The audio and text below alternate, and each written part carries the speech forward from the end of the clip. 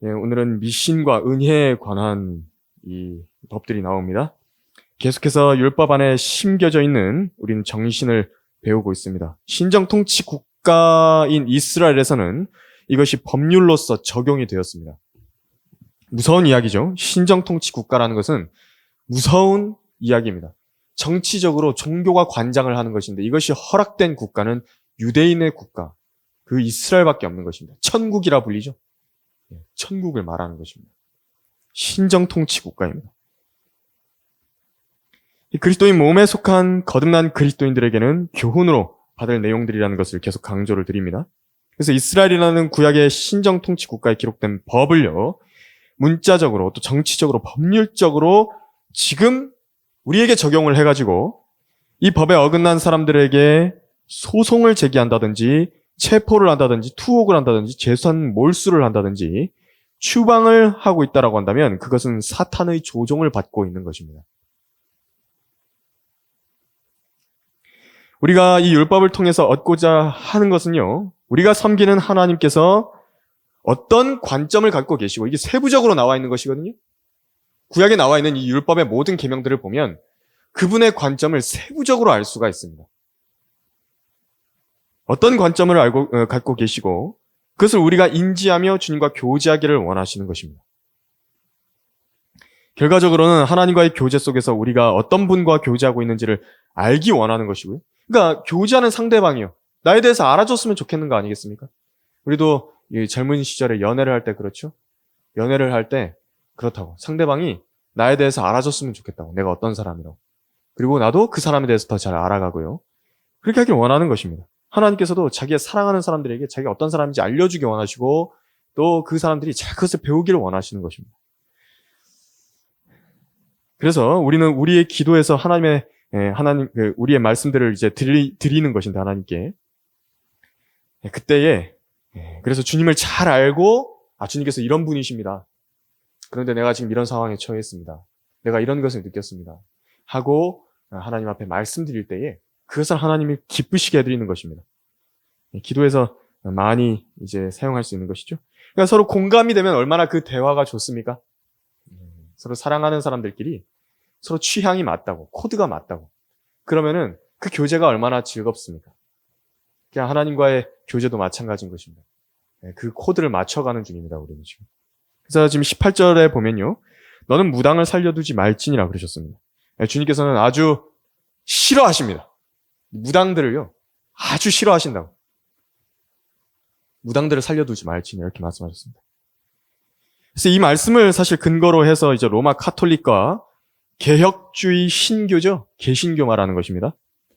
개신교를 국가 종교로 정한 나라들에서는 소위 마녀 사냥이라는 것을 했었습니다. 이것을 근거로, 이 구절을 근거로 이단으로 낙인 찍힌 개인이나 집단을 실제로 죽인 것이었습니다. 실제로 죽였습니다. 화형시켰죠. 이는 분명한 종교의 월권이고 하나님께서 교회에게 허락하신 적이 없는 일입니다. 교회한테는 허락하신 적이 없다고. 그들을 국가로 만드신 적이 없다고요. 물론 하나님께서는 하나님 한 분 외에 다른 신들을 섬기고 더러운 영들과 교제하며 부리고 점치는 일을 굉장히 싫어하시는 것이 맞습니다. 지금 18절에서 그 부분을 이제 우리가 읽어볼 수 있는 것이죠. 레위기 19장 26절에서 제가 읽어드리면요, 너희는 무엇이든지 피와 함께 먹지 말라. 피와 함께 먹지 말라. 너희는 마법을 사용하지 말며 때를 살피지 말라. 이거는 뭐 선지를 먹지 말라는 게 아닙니다. 이게 생피 이야기하는 것입니다. 생피를 마시는 거. 이것은 같은 맥락인데요. 아메리카 인디언들이나 이누이트족 같은 경우에 보셨는지 모르겠는데 다큐멘터리를 저도 본 적이 있습니다. 물개나 짐승을 잡았을 때요, 그 생피를 마시는 겁니다.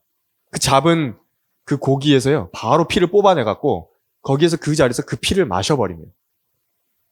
이것은요, 주술적인 의미가 담겨 있는 것입니다. 그 짐승을 죽여서 자기의 먹잇감으로 삼은 것을 미안하거든요. 그러니까 그 마음에서 죄책감이 드니까 일종의 속죄를 하는 겁니다. 그래서 그 생명이 이제 피를 마셨기 때문에 자기들 안에서 함께 살아가도록 위로한다. 바로 그 의미입니다. 그것의 의미로 생피를 먹는 것입니다. 마시는 것이죠. 주술과 마법의 의미가 섞여 있는 겁니다. 그래서 또한 신명기 18장 10절에서 12절은요. 제가 읽어드리면 자기 아들이나 자기 딸을 불 가운데로 지나가게 하는 자나 점치는 자나 때를 살피는 자나 마법사나 무당이나 마술사나 부리는 영들에게 묻는 자나 마법사나 강신술사를 너희 가운데서 보이지 않게 할지니라. 이는 이러한 일들을 행하는 모든 자들이 주께 가증함이 됨이니 이러한 가증한 것들 때문에 주 너희 하나님께서 네 앞에서부터 그들을 쫓아내시느니라 하고 말씀하셨습니다. 가증하다고 말씀하셨죠. 그러니까 무당들, 마법사들, 마술사들, 영매들 모두를요. 주님께서는 가증한 선상에 두시고 대하시는 것입니다. 하나님께서는 이런 일들을 가증하게 여기십니다. 그래서 하나님 한 분 외에 어떤 초자연적인 일들을 행하여 그것으로 사람들의 이목을 집중시키고 혼란시키고 숭배받고 사람들로부터 기도의 대상이 되는 모든 것들을 하나님께서는 가증하게 여기시는 것입니다. 은사주의도 마찬가지입니다. 율법 아래서는요, 이런 자들을 죽일 만큼 싫어하셨습니다. 죽이라고 말씀하셨죠, 여기서. 신약에 들어와서는요, 이제 이방 민족 가운데서 그런 마술을 하는 자들, 또 영매들, 더러운 영들과 접촉한 자들, 그들에 대해서는 이제 죽이는 건 아니지만 신약에서 그 어떤 경우에도 좋은 취급을 하지 않으셨습니다. 그러니까 영이 그 아들, 그들 성도들 안에 계신 그 성령께서요 아주 싫어하시는 것입니다. 그들을 대하는 것을. 사도행전 8장에 마술사 시몬도 그랬었죠. 좋은 얘기 절대 안 합니다. 마술사 시몬한테. 사도행전 13장에 요술사 엘루마도 그렇고요. 절대로 좋은 얘기 안 합니다. 또 사도행전 16장에 점치는 소녀도 마찬가지입니다. 아주 거친 대우를 받았습니다. 사도들로부터요. 성령으로 충만한 사람들로부터 비난을 받았습니다. 이 사람들은 전부 다 하나같이. 그런데 물리력을 행사하진 않았죠. 그래가지고 막 가갖고 돌로 치고 막 채찍질을 하고 막 결박을 하고 그렇게 하지는 않았다는 말입니다. 신약에선 다른 점입니다. 그런 자들은 하나님의 눈앞에 가증스럽습니다. 그래서 그런 자들은 우리가 전혀 두려워할 필요가 없다. 그래서 무당들이요, 위협을 가하면서 무슨 부적을 써가지고 살을 보낸다고 이야기를 하고, 막 화를 내고 소리를 치고요. 관상이 어떻다든지, 뭐 그런 말들을 우리에게 해가지고 겁을 준다 그래가지고요. 그때 두려워하면 안 됩니다. 코웃음 치실 준비를 많이 해놓으십시오. 무당들 같은 사람들 지나갈 때요, 그들 보고요, 아주 비웃으셔야 됩니다. 비웃음이 입에 있어야 됩니다. 두려워할 게 전혀 없습니다. 그저 그 사람들의 행위대로 판단을 하시면 됩니다. 의로운 일을 행하는지 그 사람들이 불의한 일을 행하는지, 그래서 그 불의가 드러났다라고 한다면 이제 그 불의에 대해서 우리는 책망을 하고 적적인 법적인 조치까지 필요하다면 법적인 조치까지 하고 그렇게 하면 되는 겁니다. 예, 근데 우리가 뭐 직접 나서가지고 그들에게 물리력을 행사할 필요는 없는 것입니다.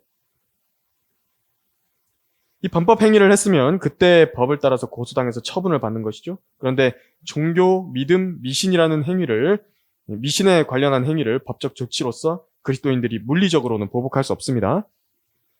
이 사례가 하나 있습니다. 그 펜사콜라 신학원에서, 미국에 있는 펜사콜라 신학원에서 러크만 목사님의 제자 중에 카톨릭 미사 행사할 때요, 그 신학생 중에서 행패를 부린 겁니다. 가가지고 성당에서.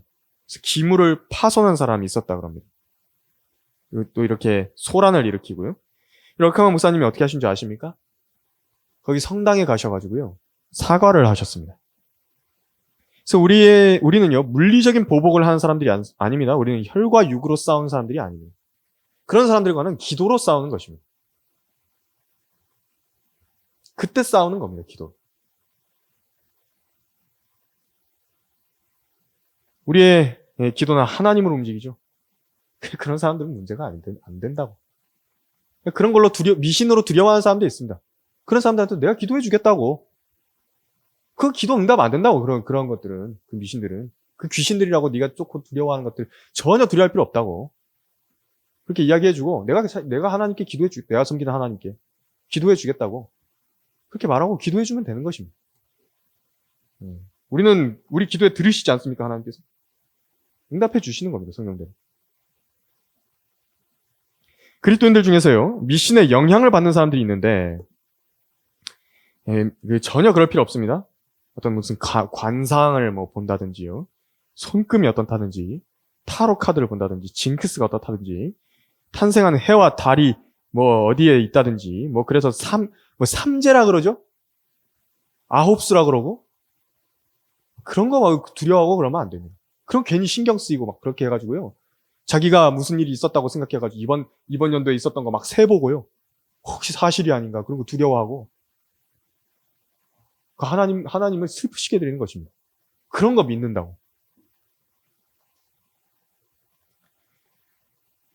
예, 그래서 어떤 무당이나 점치는 자들이 자신한테 어떤 기도를 했다든지, 그래가지고 막 그런 걸로 두려워하고 그러면요. 안 되는 것입니다. 이 성경에 따르면 그런 자들은, 그 무당들은요, 전혀 하나님 앞에서 숨소리조차 존중받을 게 없습니다. 오히려 그런데 관심과 의식을 가지게 되는 그런 순간부터 이제 마귀가 그 사람을 갖고 노는 것입니다. 자기가 이제 거기다가 막 믿음을 줘버렸대, 이상한 믿음을. 그러면 이제 막 아무것도 아닌데 뭔가 있는 것처럼 속아버리는 것입니다. 무슨 우리 집 앞에 무슨 병원이 있는데 거기에 장례식장이 보이고 무슨 풍수지리적으로 뭐가 안 좋고 그렇다고 막 그런 말들이 막 떠오르는 겁니다. 내가 막 몇 층에 살고 있는데 그게 뭐 어떻다느니. 이 모든 일들을 하나님께서는 가증하게 여기시는 것입니다. 아이들의 만화, 캐릭터, 오락, 게임들도 모두 보십시오. 거기에 요술, 마법이 껴있지 않은 것이 뭐가 있습니까? 전부 다 마법입니다. 마법. 조금이라도 그런 걸 좀 접하면요, 마음이 막 불편하다고. 소망이가 막 지나가다가 뭐 좋다고 하는데 그런 거 보면요, 막 요술봉 가지고 뭘 한다 그러고요. 아주 불편하다고. 하나님께서 싫어하시는 것들입니다. 이 마법이라는 이름으로 막 캐릭터들이 변신을 한다 그러고요. 악당들을 막 물리친다 그러고 죽이고 한다 그런다. 마법으로. 성경의 관점은 단호합니다. 그런 것들을 하나님께서 가증하게 여기신다는 겁니다. 그런 사람의 기도를 하나님께서 들어주시겠습니까? 하나님께서 가증하게 여기시는 일을 하고 있는 것인데, 그런 것에 관심을 갖고 그런 것에 점수 주고 있다 그러면 안 되는 것입니다. 다음 구절 넘어가면요, 19절에서 짐승과 교접하는 자는 누구라도 반드시 죽일지니라 그랬죠. 이런 수간은 이집트가 그 발원점입니다. 그래서 이집트 신들의 경배 의식에 이 수간이 포함되어 있었습니다. 오늘날에도요, 그 이집트에서 종종 있다 그럽니다. 이 동물들과 짐승들은 사람들보다 뛰어난 존재라고 믿었습니다. 안 그래도 그렇죠? 사람들은 이 가죽이라는 것도 없고 깃털이라는 것도 없고 날개라는 것도 없는데 동물들은 그렇게 하지 않습니다. 거북이에 장수하는 것을 보십시오. 그 힘을 보십시오. 곰들과 사자들의 힘을 보십시오. 사람이 얼마나 유약합니까? 그래서 그들과 성적으로 결합이 됨으로써 더 뛰어난 존재로 진화한다. 더 뛰어난 존재가 태어난다는 상상을 한 것입니다. 그러나 성경은 이것에 관해서 혼란이다 그랬습니다. confusion이라고. 혼란. 부끄러운 짓이라고 말씀하신 것입니다. 하나님의 형상으로 지음을 받았는데 인간을 갖다가 그 비천한 그 짐승과 같이 만들어버리는 것입니다. 그 형상을 갖다가. 문제는요, 심지어 이런 수간으로 인해서 여러 가지 질병이 함께 인간에게로 들어오게 됐는데 원래 짐승들에게는 전혀 문제가 없는 미생물들과 바이러스들이 있거든요. 짐승들 체내 내에서는 DNA적으로 전혀 그런 문제가 없습니다. 그런데 인간의 몸 안에 들어오게 되면 해결하고 치료 방법이 전혀 없는 질병들을 옮겨오게 된다는 것입니다. 하나님께로부터 이런 난잡한 짓을 한 것에 대해서 응당한 처분을 받은 것입니다. 그 사람들 몸에. 에이즈는 어디서부터 왔습니까? 침팬지와 수간에서 옮겨온 겁니다. 매독은 어디서부터 왔습니까? 라마와 수간을 해서 온 겁니다. 불결하고 더러운 것들을 하나님께서 먹지 말라고 하신 이유가 있는 것인데 먹는 것을 넘어가지고 수간을 했다니 이거 얼마나 어리석고 멍청한 짓입니까? 자기들에게 그 보응을 받은 겁니다. 이런 수간을 행한 사람 같은 경우는 하나님을 모독하고 그분의 경계를 정하신 것을 넘어섰을 뿐만이 아니라 실제로 그냥 두게 되면 여기저기 악한 질병들을 옮기기 때문에 죽어야 했던 것입니다. 이스라엘은 그래서 죽이라고 하신 것이라. 역병을 퍼뜨리지 않게 하기 위해서. 오늘날의 현대 교육은 이런 혼란스럽고 난잡한 짓에 대해서 뭐라 그런지 아십니까? 대학 교육 받고 나오면 성적 취향이라고 배우는 겁니다. 대학에서요, 대학에서. 중고등학교 나오고 대학 넘어갔다가 나오면 내 자녀가 그것을 성적 취향이라고 이야기를 한다고.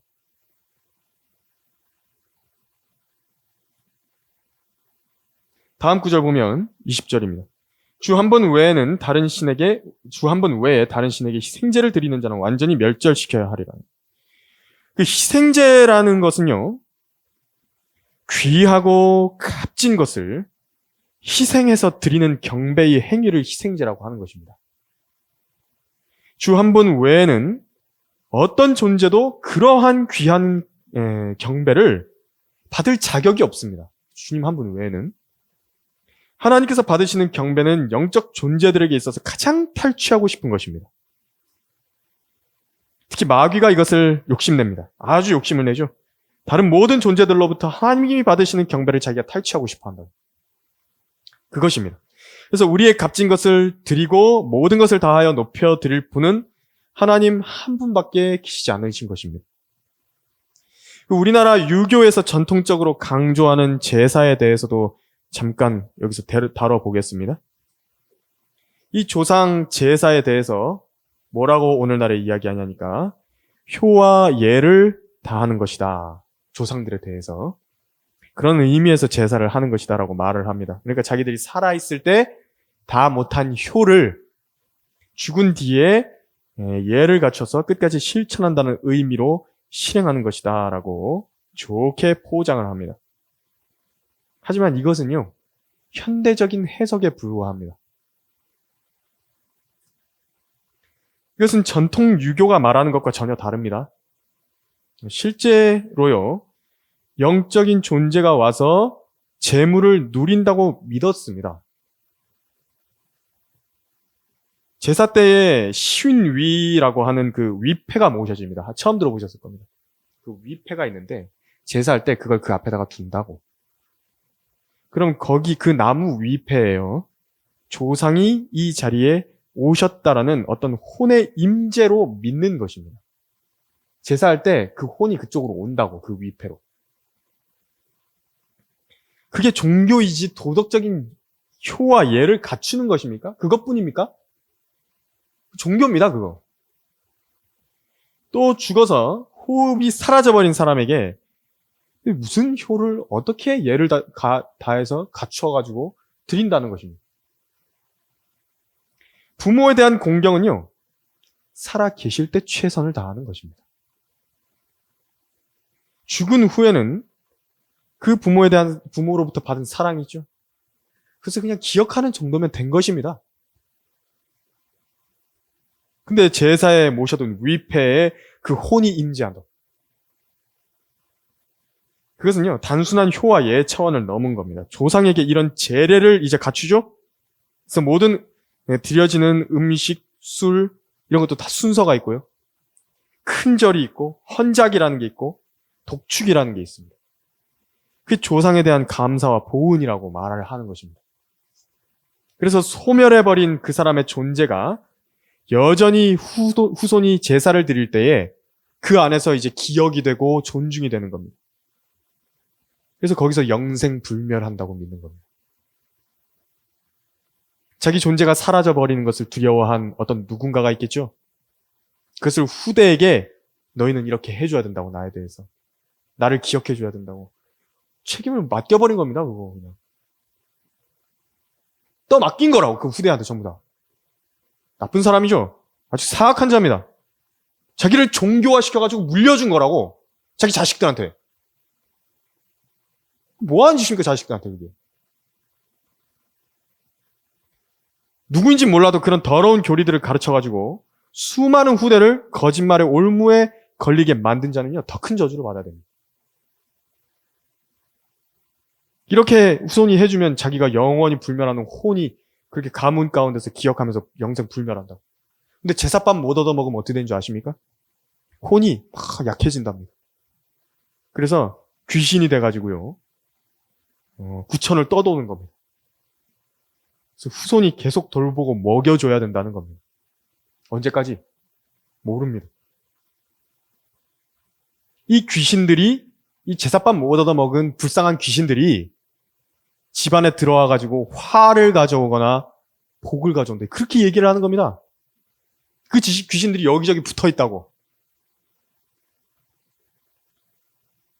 그 김대건 신부라고 이름 들어보셨죠? 1800년대에 우리나라에 있었던 신부인데, 그 1800년대에 천주교는 조상 제사를 거부했었습니다. 그래가지고 이제 처형당한 것인데, 조선시대 때. 그러다가 카톨릭 교리가 바뀝니다. 1960년대에. 교리가 바뀐다고, 교리가. 제사해도 된다고. 제사 참여해도 된다고. 그래서 죽었었습니다. 실제로 이 조선시대에서는요, 그 유교 사회에서는 그렇게 제사를 지내지 않으면 죽인 것입니다. 그럼 모든 이 조상의 세대에게 다 그렇게 해야 된다고 생각해 보십시오. 한 100대 지났다. 그러면 사람이 태어나면 날수록 그 윗대 조상들은 다 많아질 것인데, 그 다 공경해야 되는 대상들 아닙니까? 그들에게 감사와 보온을 해야 될 것인데 1년 내내 제사만 지내야 된다고. 1년 내내. 그 길마다 계속, 명절마다 계속. 그 아버지한테만 제사합니까? 할아버지한테는 어떻게 하고? 증조 할아버지는, 그 위에 할아버지는, 윗대는 왜 하나는 빼먹습니까? 그 조상들은 보온과 감사가 필요 없습니까? 제사밥 필요 없습니까? 아담과 이브까지 거슬러 올라가죠. 왜? 그 유교 전통 서적인 예기라는 게 있고요. 중용이라는 게 있습니다. 그 서적 중에서, 유교 전통 서적 중에서. 여기서 뭐라 그러냐니까, 죽은 이를 섬기기를 산 이를 섬기듯 하라. 거기 말하고 있는 것입니다. 참 그 하나님을 잊어버린 민족들입니다. 우리나라는 참 불쌍한 민족이라고. 그래서 우리가 거리 나가가지고 만나는 그 사람들 있죠? 일반 사람. 다 이렇게 믿는 겁니다, 전부 다. 불교도 유교랑 짬뽕 돼가지고 그렇게 다 믿는 겁니다. 불교 믿는다고 하는 사람들이. 그래서 죽음 이후에 있을 일들이라든지 사람의 혼의 문제라든지 이런 거를 전혀 모릅니다. 하나님을 잊어버렸기 때문에 하나님께서 안 알려줘 버리신 거예요. 어떻게 해야 하나님께로부터 복이 내려오고 또 뭘 하면 하나님께로부터 저주받는지 전혀 알지 못하기 때문에 이상한 교리들을 개발해내서 사람들을 탁 묶어버린 것입니다. 완전히 거기 그 유교의 이 사상 체계 안에다가 완전히 꽉 붙들어 매버린 것이라. 못 빠져나옵니다. 절대 못 빠져나옵니다. 제사 안 드리겠다고 하면요, 부모에게 드릴 효를 저버린 배은망덕한 인간 말종으로 프레임을 딱 씌워버립니다. 그 효와 예를 저버린 사람이라고 그러면서 부모를 공경할지도 모르는 그런 폐륜하라고. 기독교는 부모에게 폐륜하는 것도 그렇게 가르치냐고. 그러면서 가문에서 퇴출시켜버리고요. 사회에서 매장시켜버린 거예요. 그 유교 사회 자체에서. 그 두려워가지고 어떻게 합니까? 그 두려워가지고 어떻게, 그 유교라는 것을, 그 제사라는 것을 이렇게 마다해버리냐고. 무서워가지고. 얼마나 가슴 아픕니까? 이런 종교 문화가 사람들의 사상체계 근본에 깔려가지고요. 사회 전반을 지배하고 있는 겁니다. 전반을요. 이 마귀의 힘입니다. 이것이 종교의 힘입니다. 마귀가 쓰는 것입니다. 신학 체계를 쓰는 것이라고. 종교 체계를. 마귀에게 다 점유당한 것입니다. 이 나라 자체가 통째로. 대구랑 경북 심하죠, 특히. 경주 지역 특히 심하고요. 부모에게는 살아있을 때에 그들의 말에 순종을 해야 됩니다. 이 성경의 가르침입니다. 자녀들아, 주 안에서 너희 부모에게 순종하라. 이것이 옳으니라. 네 아버지와 어머니를 공경하라. 이 공경이란 말은 단순한 존경, 마음속에 있는 존경을 넘어서요, 실제로 부모에게 잘하라는 뜻입니다. 물질적으로. 이것이 약속 있는 첫째 계명이니 이는 네가 잘 되고, 부모에게 잘하면 잘 된다며. 또 땅에서 장수하게 하려 합니다. 장수까지 보장해 주신답니다. 이게 하나님의 말씀입니다. 죽은 이후에는 부모가 말도 할 수 있는데 무슨 순종을 어떻게 합니까? 부모가 자기한테 뭐 말을 해주나요? 꿈에 나타나는 조상님이 너 이거 해야 된다. 그 말을 그 말에 순종하면 그 복종하는 건가요? 참, 이미 부모의 육체가 흙으로 돌아갔는데 그게 어떻게 공경할 것입니까? 물론 그 은혜를 감사하고 기억하는 그런 마음을 가지는 것 자체는 아름다운 일이죠. 하지만 거기까지입니다. 거기까지라.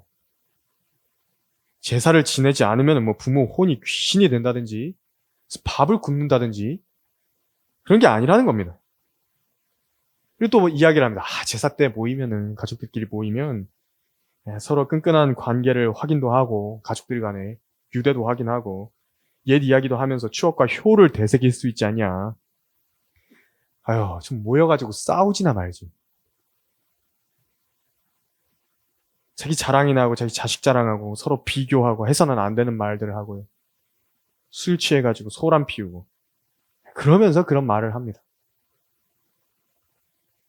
자기 손으로 자기 앞가림을 할 생각은 안 하고 이제 가족들에게 거기 이제 제사한다고 딱 보이면 어떻게 하면 좀 잘 사는 그 친지들한테 붙어가지고 빌붙을까 그런 생각이나 하고요. 돈 꾸고 도움이나 바라고 콩고물 떨어질 것이나 바라는 사람들도 많습니다. 네. 가족 모이면 그렇게 하는 것입니다. 차라리 모이지 않는 것이 더 유익할 수도 있습니다. 이 성경은 분명히 성령으로 충만한 사람들이 모인 장소를 제외하고 나머지 모든 모임은 그것이 가족 모임이든 뭐든지 관계없이 육신의 일들만이 가득한 하나님을 대적하는 모임으로 바뀐다는 것을 여러 사례를 통해서 보여주시는 것입니다. 유교는요, 사람들한테요, 점수를 아주 좋게 줍니다. 사람이 아주 선하다고 이야기를 합니다. 마귀한테 속은 겁니다. 마귀는 사람들을 높여서 속이죠. 대단하다고 좀 위대한 사람이라. 아주 선한 사람들이라. 그렇게 속이는 것이라고. 그런데 이제 거기 속아가지고요. 사람들이 모이면, 제사 때 가족끼리 모이면 가족애가 그렇게 훈훈하고 할 것이라고. 거짓말한 것입니다.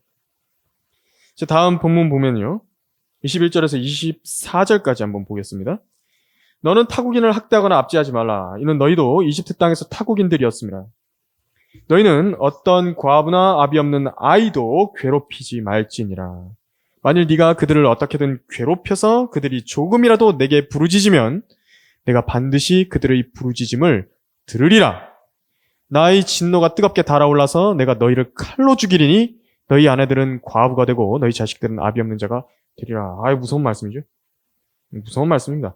이전 본문까지 이제 멸절시켜라, 사형해라, 살려두지 마라, 죽일지니라. 강력한 처벌 조항을 말씀하셨던 분인데요. 근데 이번 읽은 본문에서는 얼마나 크신 은혜가 그분께 있는 것인지 알아볼 수 있는 구절입니다. 이 은혜를 너희가 베풀지 않는다라고 한다면, 이것을 간과한다라고 한다면 은혜를 베풀지 않은 자를 똑같이 죽이겠다. 그렇게 말씀하신 것입니다. 그만큼 주님의 은혜와 사랑은 균형이 잡혀 있습니다. 결과적으로 사람들에게 올바른 것을 가르치시고 진리로 그들을 정결하게 하시고 하나님과 같은 거룩함을 갖추게 하시기 위해서 강력한 법들을 명령하셨던 것이죠. 사람들을 괴롭게 하기 위해서 이런 명령을 주신 게 아니라는 겁니다. 하나님께서는, 하나님 마음 안에는 그런 것입니다. 사람들이 하나님을 배제하고 마귀로부터 지혜를 얻어서 만든 법체계와 종교체계나 사람들을 막 괴롭히고 오히려 결과적으로 사람들을 더 타락시키는 것이지, 하나님의 법은 자기 백성을 향한 진실한 사랑으로부터 나온 것이었습니다. 하나님 자신의 유익을 위한 게 아닙니다. 이걸 지킨다고 하나님께 유익이 돌아가나요? 그 백성들의 유익을 위한 것이었습니다. 이 말씀을 하실 수 있는 분은 주 하나님 한 분뿐이십니다. 왜 요즘에 뭐 자기 개발서 같은 거 보면 사람들 이렇게 판별하는 눈을 길러준다고 하면서 가스라이팅 같은 거 구분한다 그러죠. 다 너를 위한 거야. 이렇게 이 말하는 사람 조심하라고 그렇게 이야기하면서 부모의 사랑까지도 가스라이팅이다. 그렇게 이야기하는 것입니다. 세상 사람들이. 근데 진짜 그 이야기를 할 수 있는 분은요, 하나님 한 분뿐이십니다. 부모들도 왜곡된 사랑을 할 수 있죠? 자녀들에게. 하지만 하나님은 그렇지 않은 분이십니다. 그렇기 때문에 주의 교훈과 훈계로 자녀들을 양육하는 사람들은 바로 하나님의 사랑으로 양육을 할 수 있는 것입니다. 이것이 모든 사람에게 최상의 유익이요 하나님께서 지으신 창조 세계의 온전한 질서입니다. 이 질서가 올바로 잡히고 올바른 우선순위 아래서 지켜져야 될 경계가 명확히 지켜지고 하나님의 거룩하신 성품에 따른 그 법이 올바로 서 있다라고 한다면 사람들이 가장 화평을 누릴 수 있는 것입니다. 의롭기 때문에. 의가 기반이 돼 있기 때문에. 그래서 주님을 수식할 때도요. 항상 화평보다는 의가 더 위에 있는 것입니다. 더 먼저 선행이 돼야 됩니다. 의가 더 먼저 나와야 됩니다. 화평보다는. 아름다운 그림을 그린다고 할 때도 테두리와 경계를 올바로 그리고 스케치를 해야 되죠. 그래야 그 안에 색상을 칠할 수 있는 것입니다. 라인을 정해야 된다고, 가이드라인을. 의를 정해야 된다고. 의가 없이는요, 화평도 없습니다. 폭력과 테러와 사기와 범법이 난무하는 곳에서 도대체 화평을 어떻게 찾으라는 말입니다. 사람들이 칼 들고 막 도심을 돌아다니는데 거기서 화평을 어떻게 찾으라는 것입니다. 그 칼을 들고 사람들을 위협해서 돈을 뺏으려고 하는데 강도짓을 하려고 그러는데 화평을 어디서 찾는다는 말입니까? 이제 이 본문에 나온 은혜로운 법들을 말씀하신 내용을 숙고해 보십시오. 하나님께서는 기본적으로 율법의 배경 정신에 사랑을 깔아 놓으신 것입니다. 이렇게 강력해 보이는 율법 뒤에요, 사랑이 그 받침이었다고, 사랑이. 그 두렵고 무서운 처분인 사형 뒤에 그 사형을 이룸으로써 보호하고 싶으신 자기 백성에 대한 사랑이 있는 것입니다. 처형이 없으면 이 사랑이 온전히 실행될 수 없다는 것을 알고 계셨던 것입니다. 이 말씀들에서는 은혜가 돋보이죠? 은혜가 돋보인다. 그래서 가끔 저는 이상하게도 이런 율법의 구절들을 읽으면요, 그 이후에도 이제 신명기 가도 그런 구절들이 조금씩 나오고 레위기에도 좀 있고요. 이상하게 감동이 됩니다. 주님이 이런 분이시구나.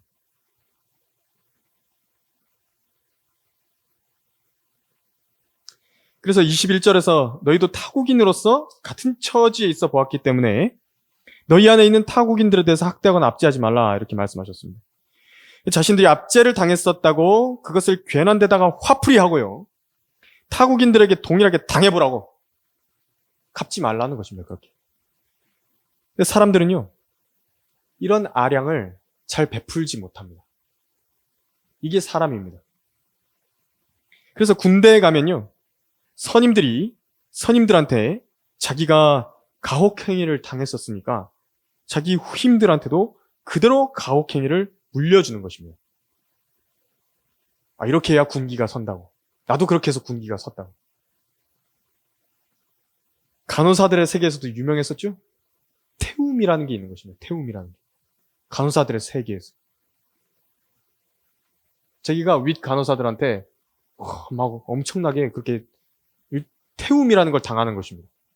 갈굼이라고도 하죠. 그러면 그걸 가지고 이제 후임 간호사들한테 똑같이 하는 겁니다. 줄 세워가지고. 대학교에서도 그러죠? 신입생 들어오면. 시집살이도 그런 면이 있습니다. 시집살이도 그런 면이 있다. 이것이요, 인간 세상에서 벌어지는 참극입니다. 이 고리를 단절을 해야 됩니다. 그리스도인이 있는 곳에는요, 그 고리가 단절이 돼야 된다고. 자기가 고통스럽게 당했던 그것을 다른 사람들에게 당해보라고. 그대로 갚지 말라는 겁니다. 나는 그렇게 당했어도 너는 그렇게 당하지 마라. 너희는 그렇게 당하면 안 된다. 이것이 올바른 일이고 이게 하나님의 명령인 겁니다. 그리스도인이라는 사람이 부조리와 온갖 비리와 불의한 대우를 당한 것을 자기가 마음에 두고 나도 이제 어느 정도 위치에 올라가면 그렇게 밑에 사람한테 행하겠노라, 그렇게 마음 먹고 있다라는 그 버려야 됩니다. 자기 대에서 끊어야 됩니다. 그리스도인이라고 한다면요, 하나님의 자녀라고 한다면 이런 선하고 의로운 마음을 품어야 됩니다. 또 어디에 항변할 수도 없는 약한 사람들 괴롭히지 마라. 그렇게 22절에서 24절까지 말씀하시죠.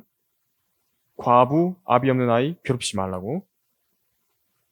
그런데 사람들은 괴롭히고 싶어 합니다. 약한 본성은요, 얼마든지 이런 아비 없는 자들에 대해서 나쁜 일을 저지를 수 있다는 점을 알아야 됩니다. 왜냐하면 실제적으로 자기가 눈에 보이게 염려할 보복 수단이 없는 사람들이기 때문에 그렇습니다. 내가 이런 일을 해도 상대방에서 나한테 보복을 못한다고. 그러면 이런 일을 하는 것입니다, 사람은. 그게 사람이라고. 죄성을 가진 사람이라고, 그것이. 사람 믿으면 안 됩니다. 사람이 그렇게나 악할까요? 반문할 사람이 있을지 모르지만 이건 역사가 증명합니다. 사람은 얼마든지 그럴 수 있다는 것을. 예로 들어보면요. 국방력이 약한 나라가 왜 침공을 당하는가? 국방 백서에 나와 있죠. 역사적으로 그래 온 것입니다. 그래서 전쟁사적으로도요. 전쟁을 방지하기 원하면 어떻게 하라고 하니까 전쟁을 준비하라 하는 것입니다. 그 이유가 있는 겁니다. 자기가 침공을 저지르게 되면, 자기 나라가 어떤 나라를 침공을 저지르게 되면 그 나라로부터 우리나라가 핵폭탄을 얻어맞게 될 것이라고. 그런 두려움이 있다라고 하면 쉽게 다른 나라를 침공하지 못하는 겁니다. 내가 잘못하면 어떤 부분에 대해서 철저한 보복이 올 것이다. 그런 장벽이 없다라고 한다면요. 악랄한 시도와 도전이 얼마든지 일어날 수가 있는 것입니다. 인간 세상에서는. 하나님께서 그렇게 하는 자들에게 어떻게 하시겠냐고 경고하셨냐니까 이런 보복수단이 없는 사람들, 없는 줄 알고 막 그 사람들 괴롭히면 어떻게 하겠냐니까 똑같은 상황을 만들어주겠다 말씀하시는 거예요. 24절 그렇죠? 과부와 아비 없는 자들을 괴롭혀 그들이 내게 부르짖으면 네 가족들도 똑같은 상황을 겪게 해주겠다. 하나님을 두려워해야 되는 것은 이런 부분입니다. 여러분, 어떤 사람들의 재앙과 심판을 좋아하지 마십시오. 어떤 누구라도요, 그들의 멸망과 패망을 보면서 자기가 무릎을 치면서, 잘 됐다고. 그렇게 될 줄 알았다고. 소리치면 안 됩니다. 절대로 그런 이야기 하면 안 돼요. 누군가가 마귀의 밥이 돼가지고 믿음에서 떨어져 나갔을 때, 실족했을 때, 배교했을 때, 마찬가지입니다. 박수치고 환호하지 마십시오. 좋은 일이 아닌데 왜 그렇게 하는 것입니까? 지난번에 서울에서 있었던 일인데 어떤 사람의 한 심각한 죄가 드러나가지고 그 교회에 출애 공고를 내렸습니다. 출애 공고문이 이렇게 탁 붙어있는데 거기 둘러서가지고 성도들이 혀를 차면서 어떻게 그런 일을 했냐고 그러면서 비웃으면서 슬픔보다는 희덕거리는 그 웃음을 보이는 사람들이 있었나 봅니다. 그건 마귀의 성품이지 그리스도인의 성품이 아닙니다. 그건 마귀의 영으로부터 나온 거지 성령으로부터 나온 게 아니라고요.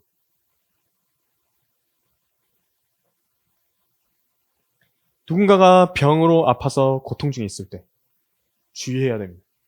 하나님의 심판이라고 막 정죄하고 함부로 판단하면서 그 사람의 잘못과 죄들을 들춰내고 후벼 파는 일 멈춰야 됩니다. 그거 하면 안 됩니다. 하나님을 두려워해야죠. 그걸 보고. 하나님께서는 그 보실 때요. 그 사람이나 나나 별로 차이가 없다고. 그러면요. 그렇게 정죄를 하면 똑같은 기준으로 다루신다고 하면 어쩔 것입니까? 여기 무서운 이야기입니다. 무서운 이야기. 그러니까는 무서운 이야기이기 때문에 절대로 그런 일은 없어야 되는 것입니다. 성도들 안에서 하나님을 두려워해야 되는 것입니다. 형제들아, 어떤 사람이 무슨 잘못을 범하였으면 영적인 너희는 온유의 영으로 그런 자를 바로잡고 네 자신을 돌아보아 너도 시험을 받지 아니하도록 하라. 조심해야 되는 것입니다. 그래서 오늘은 이렇게 미신과 은혜에 관하여 지금 설명하신 법들을 살펴보면서 주님이 어떤 관점을 갖고 계신 것인지 살펴보았었습니다. 오늘 여기까지 배우고 다음 시간에 더 이어서 공부하도록 하겠습니다. 함께 모여서 기도하겠습니다.